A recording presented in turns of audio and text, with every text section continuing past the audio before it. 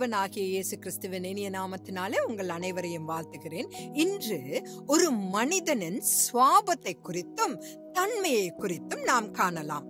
சுவாபம் உட்பிரகாரமானது, ஆனால் பர்சனாலிட்டி என்று கூறப்படும் தனித்தன்மையோ வெளிப்பிரகாரமானது. சங்கீதம் 127 5வது வசனத்தில், வாழ வயதின் குமாரர் பலவான் கையில் உள்ள அம்புகளுக்கு ஒப்பாய் இருக்கிறார்கள் என்று வசனம் கூறுகிறது. அம்புகள் நம்மை குறிக்கின்றன. இங்குள்ள பலவான் நம்முடைய தேவனானவர். லக்கை அடைய அம்புகள் நம் தேவனால் பக்குவப்படுத்தப்படுகின்றன. புரியும்படி சொல்வதென்றால், அம்புகள் நேராகவும் கூர்மையாகவும் இருக்க வேண்டும். கோணலாய் இருக்கும் அம்பு லக்கை தவறவிடும். நல்லொழுக்கங்களும் அம்புகளைப் போல நேராக இருக்க வேண்டும் அல்லது சரியாக இருக்க வேண்டும். இந்த நல்லொழுக்கங்கள் தான் நம் வாழ்க்கைக்கும் நம் நட்பண்புக்கும் அடித்தளமாகும். அவை நம்மால் கடக்க கூடாத எல்லைகளாகும். நல்லொழுக்கத்துடன் வாழும் ஆணும் பெண்ணும் பொய் பேசுவதில்லை, தந்திரமான சூழ்ச்சிகள் செய்வதில்லை.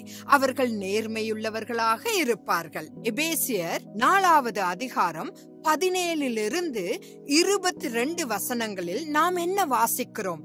20வது வசனத்தில் அப்போஸ்தலனாகிய பவுல், நீங்களோ இவ்விதமாய் கிறிஸ்துவை கற்றுக்கொள்ளவில்லை என்று எழுதுகிறார். நாம் கிறிஸ்துவை பற்றி கற்றுக்கொள்ளவில்லை, மாறாக கிறிஸ்துவை கற்றுக்கொண்டோம் என்று எழுதப்பட்டிருக்கிறது. இந்த வசனமானது என்னுடைய அபிப்பிராயத்தில் கிறிஸ்துவை கற்றுக்கொண்டவர்கள் அவரையே தரித்து கொண்டு பழைய தீய ஒழுக்கங்களை அகற்றி புதிய நட்பண்புகளை தரித்து கொண்டவர்களே. மனிதனின் தனித்தன்மையானது வெளித்தோற்றத்தில் இருக்கும் போது பண்புகள் அல்லது குணாதிசயங்களே உட்புறமாக இருக்கும். நல்ல குணநலங்கள் நம் வெளிப்புற தோற்றத்தை விட நம்மை மேன்மை அடைய செய்யும். நம் வாழ்க்கையில் ஆவியின் கனிகளே நம்மை உத்தமனாக்குகிறது.